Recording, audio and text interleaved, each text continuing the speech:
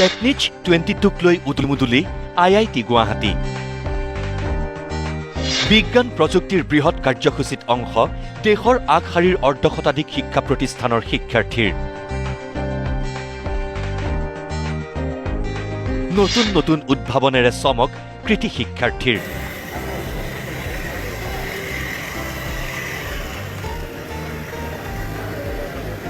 প্ৰজ্ঞাৰ উচ্চ শিক্ষা প্ৰতিষ্ঠান IIT গুৱাহাটীত আৰম্ভ হৈছে টেকনিচ 2022।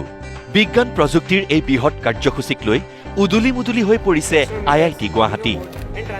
টেকনিচ 22ত অংশ লৈছে দেশৰ আগশাৰীৰ অৰ্ধশতাধিক শিক্ষা প্ৰতিষ্ঠানৰ শিক্ষাৰ্থীয়ে, য'ত উদ্ভাসিত হ'ল নৱপ্ৰজন্মৰ নতুন চিন্তাৰ ফচল।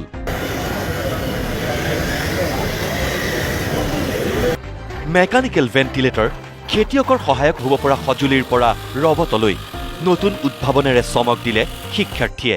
বিজ্ঞান প্ৰযুক্তিৰ এই বৃহৎ কাৰ্যসূচীত কামৰূপৰ দদৰাৰ লহৰজ্যোতি দাস নামৰ কামৰূপ পলিটেকনিকৰ ছাত্ৰজনৰ উদ্ভাৱনে দৃষ্টি আকৰ্ষণ কৰিলে সকলোৰে। এইটো মেকানিকেল PPV ভেণ্টিলেটৰ, যিটো কভিড কালতেই নিৰ্মাণ কৰিছিল ছাত্ৰজনে, যি মেচিনৰ দ্বাৰা সহজেই ৰোগীক দিব পৰা যাব অক্সিজেন। শুৱালকুছি মেডিকেলতো পৰীক্ষামূলক হিচাপে ব্যৱহাৰ কৰা হৈছিল এইটো মেকানিকেল PPV ভেণ্টিলেটৰ। আমি দেখিছিলোঁ যে কোভিডৰ সময়ত আপোনাৰ ভেণ্টিলেটৰ খুব নাটনি হোৱা দেখা গৈছিলে। তো সেইটো সময়ত মই চিন্তা চৰ্চা কৰি এই ভেণ্টিলেটৰটো সাজি উলিয়াইছিলোঁ। তো এতিয়া সেইটো ডেভেলপ কৰি এইটো আপোনাৰ এতিয়া 3 নম্বৰ মডেল। তো 3 নম্বৰ মডেলটোত আপোনাৰ প্ৰায়ভাগ এইটো অট'মেটিকেলি আপোনাৰ অপাৰেটটো কৰিব পৰা যায়। শুৱালকুছি মেডিকেলত আমি ইতিমধ্যে টেষ্ট কৰিছোঁ এইটো, আৰু ইয়াৰ লগতে আমাৰ গুৱাহাটী GNRCৰ পৰা মানুহ আহিছিল চাবলৈ। NIT চুৰটৰ পৰা অহা 6জনীয়া শিক্ষাৰ্থীৰ দলে নিৰ্মাণ কৰিছে এটা শক্তিশালী ৰবট। আশা কৰা হৈছে এইটো ৰবটে প্ৰত্যেক ক্ষেত্ৰতে সহায় কৰিব ভাৰতীয় সেনাবাহিনীক।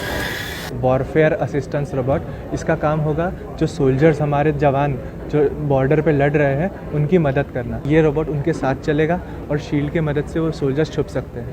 दूसरा सर्विलियंस, देखभाल के लिए काम आएगा। इसमें ड्रॉवर्स है जिसमें हम फूड सप्लाईज भेज सकते हैं, आर्म्स, अम्यूनेशंस, बंदूकें भेज सकते हैं उनके पास जो उनको कम पड़ जाती है। उनकी थोड़ी सी मदद करना जो हमारे देश के लिए वहाँ पे दिन रात एक करते हैं, यही हमारा एम है और यही हमारा इनोवेशन है। একেদৰে খেতিয়কৰ সহায়ৰ বাবেও গুজৰাটৰ কেইজনমান কণ কণ শিক্ষাৰ্থীয়ে আৱিষ্কাৰ কৰা নতুন উদ্ভাৱনেও দৃষ্টি আকৰ্ষণ কৰিলে সকলোৰে।